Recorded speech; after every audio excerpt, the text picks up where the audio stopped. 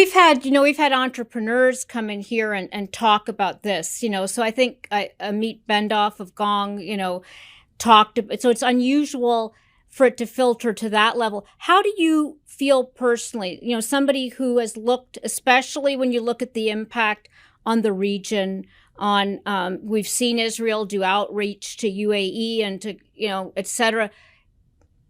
That must give his neighbors pause, no? Well, and you put your finger on something really important, and this is what the intelligence agencies are telling the chief of staff, and the chief of staff is telling the defense minister, and that's in a certain way why he came out publicly, and he got dismissed, although it looks like it might be reversed because of the outpouring, the backlash.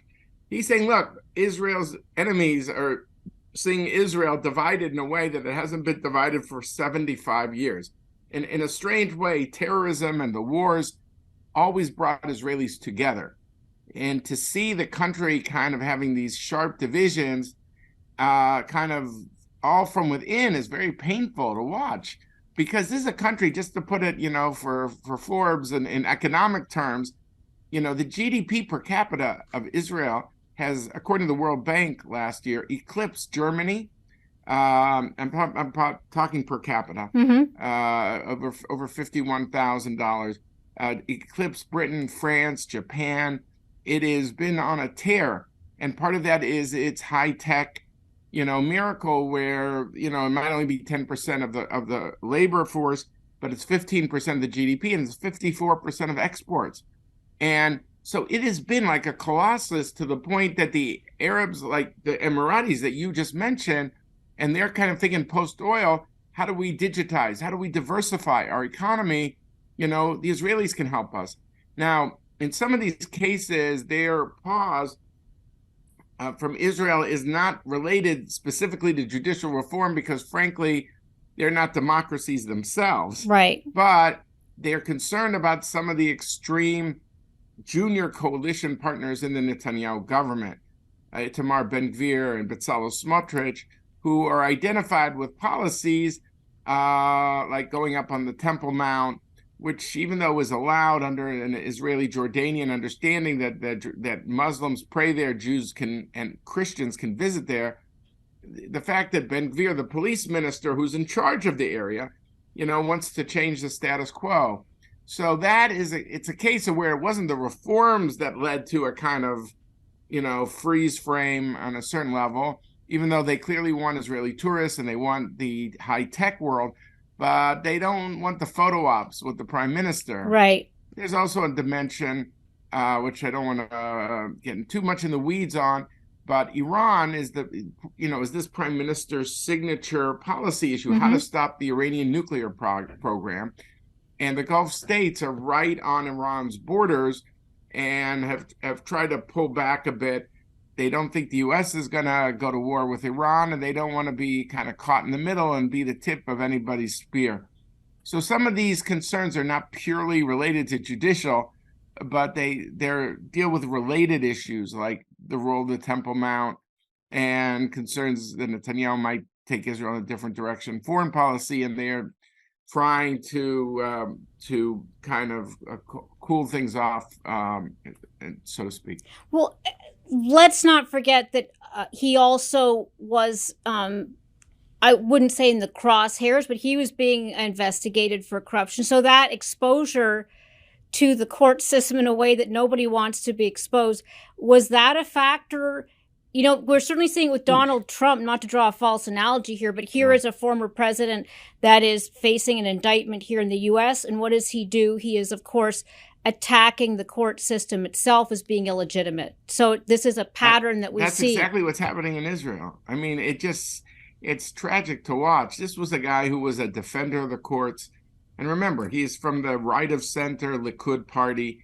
But someone like Menachem Begin, who was like kind of, the leader for decades of the right of center party, he would always say, we should be so proud of our courts. Now, it's interesting, Begin spent so much time in the opposition, and he saw the courts as a protection against the majority overreach against him. And Netanyahu started that way and saying, I'm so proud of the independence of our courts.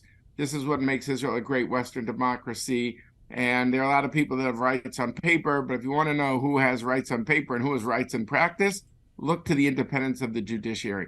And we have all the videotapes of him saying this not too long ago, 10 years ago, let's say, he said this.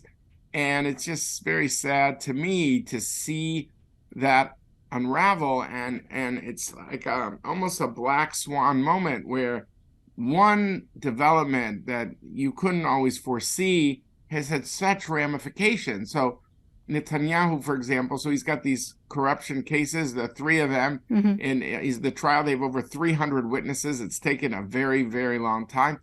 And so suddenly he's turned on the courts. He thinks they're playing hardball against him when it comes to getting state's witness against him. And there's other things, and his wife and his son are very, very vocal about this, and they're very influential with him. But what's happened is that because of the case, Netanyahu always liked more people in the center as kind of coalition partners, unlike our country, where, you know, if you're the president, you're the president. That's it. Over there, because it's parliamentary, you always need to look at the math. How do I get to 61 out of 120 seats in the Knesset, the parliament? And Netanyahu would like to be, if I use an airplane metaphor, he liked to be the pilot with kind of a wing to his right and a wing to his left. It wasn't really left, it was really center. The left in Israel is not strong. And that's how he liked to fly. He would navigate. He would, between them. But what happened is, because of, Diane, what you said, of the court case against him, the center party said, listen, we don't feel comfortable joining you anymore. Just clear your name, and then it's fine. We'll join. But we can't do it if there's an active case of corruption. And he felt very stung by that. And he said, okay, that's the way you want to play. That's the way you want to play. And then he went to the hard right, who he was never comfortable with. Ironically, he helped those shape them now and created a new party almost and make sure they got into the Knesset, because he was looking at the numbers and saw that there were all these hard right voters that didn't think, they thought the Likud was too squishy and they didn't vote at all. So he kind of galvanized them. So he's a man who's like kind of founded two parties in a certain way. And he said, I'll go with you. Now, a lot of people could say, well, yeah, of course he'll say he'll go with them, because they're dangling in front of him a get out of jail free card that they would change the rules so his court case would kind of come apart. So it's a tragic story that this person, who I think was more defined by the conservative right, has become more identified with partners that are more identified with the radical right. And that was not who he was traditionally. He was a center-right politician who focused on economic prosperity. Yes, he talked tough, but he was no adventurist when it came to the Palestinians. He never put ground troops in play. His own brother died in battle, and he was always very cautious. But it's like he's taken a winning playbook that's won him 6 elections, and he's just throwing it out the window.